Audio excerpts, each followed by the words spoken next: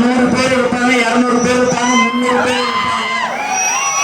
நம்மளுக்கு மட்டும்தான் 2000 பேர் 3000 பேர் கொடுத்துருக்காங்க.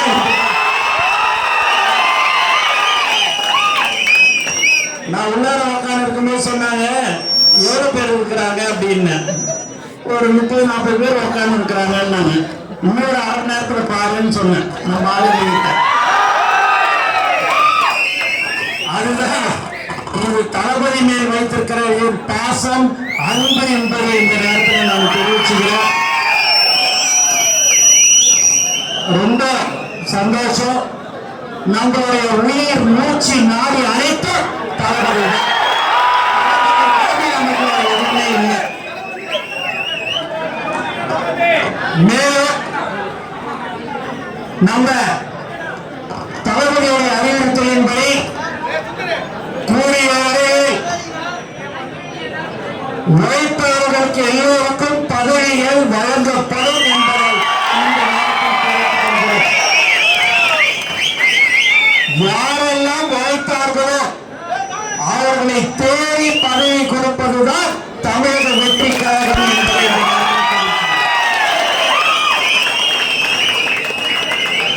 மேலும்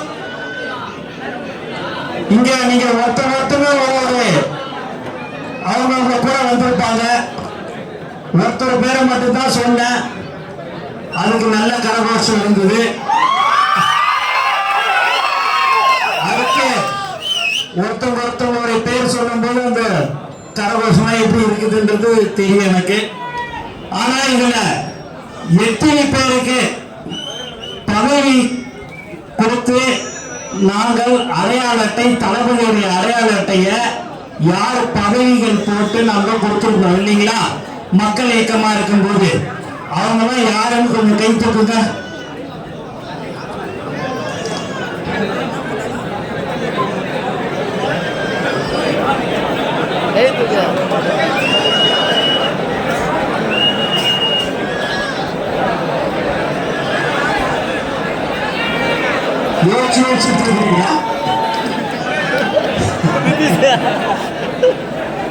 இல்ல இல்ல, பதவிகளுக்கோசம் நம்ம அடையாள அட்டை தனியா வழங்கணும் இல்லைங்களா?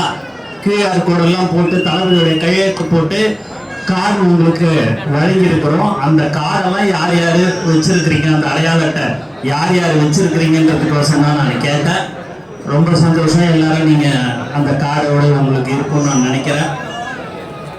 மேலும் மேல் மட்டத்தில் கிளை வரைக்கும் பதவிகள் போடப்பட இருக்கிறது.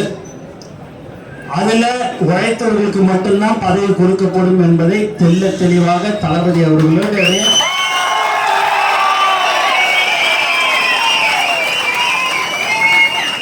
அறிவித்திருக்கிறாரு. அதுபடிதான் நம்ம செய்யப்படுறோம். அதுல சில யாருக்காவது தெரியாம ஒருத்தவங்க 2 பேர் கூட பதவிகள் கொடுக்கப்பட கொடுத்துட்டு இருப்போம். இல்ல கொடுத்துட செய்திகளை உடனுக்குடனும் துல்லியமாகவும் தெரிந்து கொள்ள சப்ஸ்கிரைப் பண்ணுங்க.